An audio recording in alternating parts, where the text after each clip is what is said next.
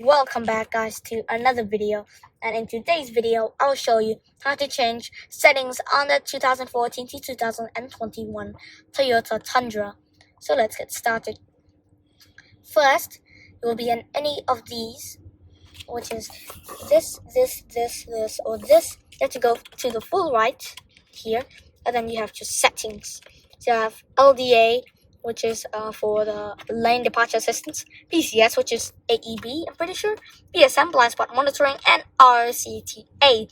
So at this first section, I'll show you what it does. LDA, lane departure assistance, you can see warning sensitivity. Sensitivity is for max. You can change any of these. For PCS, you can change sensitivity and PCS if it's on or off. PCS stands for pre-collision system. So this is basically AEB. BSM, which is blind spot monitoring. I'll show you what happens when you click. It's on right now. Off. On. Off. So it's not on. That's what the BSM is. So we have RCTA. I'll show you what it does. On. Off, like that. I'll show you what happens here. So it turns off RTCA, turn it on. That's what it is. Next off, we have vehicle settings. Vehicle settings, you can change the brightness for the BSM, RTCA volume, which is max is already very low, and trailer type. So yeah, and also maintenance reset. So yeah, you could change any of these. This is brightness. I don't think it makes a difference actually. No, actually it does. Actually, I just realized it. So here, a slight difference. Full. There's a slight difference. So RTCA volume. Like that. Pretty nice. So going back, we have meter settings. Meter settings, we have this, so language, units, which, well, kilometers, things like that. So units, I'll rest it on the steering wheel, and that thing came up. So kilometers per liter, kilometers per 100 kilometers, MPG, and MPG imperial. So press this to apply, or this button on steering wheel. So going back, we have switch settings. If we press that, we have this display settings to be registered and hold. So yep, that is what it is. And we have driver info 1, driver info 2, pop-up display, and default settings. Pop-up display, go there. So we have intersection guidance, incoming calls, and adjust brightness. So for default settings, we click here, and yeah, you can reset to default settings, but I would not like to. So here it is. And if you're wondering for the controls for the driver side, it is these controls. So the controls are here. To control up and down, you use these buttons. Side to side, which is useless. Hit this to select, and this to go back. And now I'll jump in to the infotainment. So here is the Tundra's infotainment. So the Tundra 2014 to 2021 has the same infotainment screen. So this infotainment screen is almost the exact same. We have the same buttons: home, menu, audio, map or navigation, seek, track, phone, and apps. So here, to change settings, you press menu, or you can see a slide. You can just move your hand or finger like this, like that. Get here, and settings. Onto settings, you have everything. So you have clock, which is, well, your clock. Go here, at your language, customize home screen, so you can change. This is my Eco Clock audio. So going back, we have projection settings, so Android Auto and Apple CarPlay. You want to turn one off, you can. And if you connect a device with this port, which well, I'll put a photo on screen. It will ask if you turn it off, if you would like to turn it back on. So I'll turn off Android Auto and on. That's how it works. Going back, we have the beep. No beep at all. And if you turn it on, you have the beep. So theme settings, you can change themes. So if you don't like it, you like this, you have light mode. And then you like this, well, your choice. This, which is the stock infotainment settings, and this for the red infotainment settings. So yes, so that's, well, basically all. Oh, you can actually scroll. That's so much easier. So we have units for temperature. You can choose degrees Celsius or Fahrenheit. If you change that, it will change on here. Then you have units of measurement. Units of measurement, which is here. So you can choose liters per 100 kilometers, kilometers per liter, miles mpg, so standard like mpg, miles per gallon, and mpg imperial, which I have no clue that existed. Going here are the change to screen, which I have no clue what that is. So we have keyboard layout, which you can do the alphabetical order or QWERTY, which means you have the keyboard ABC or QWERTY layout.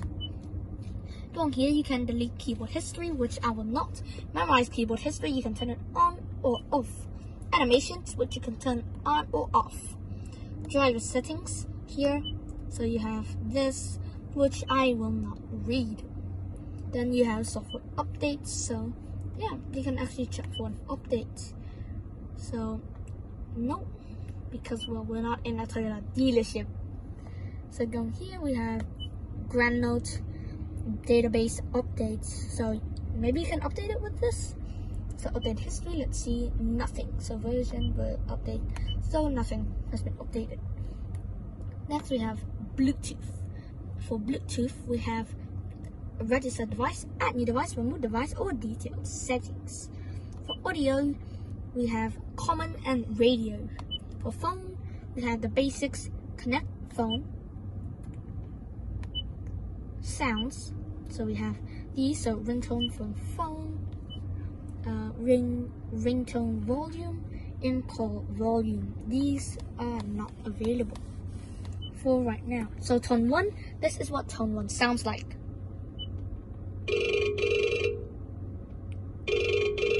This is tone 2.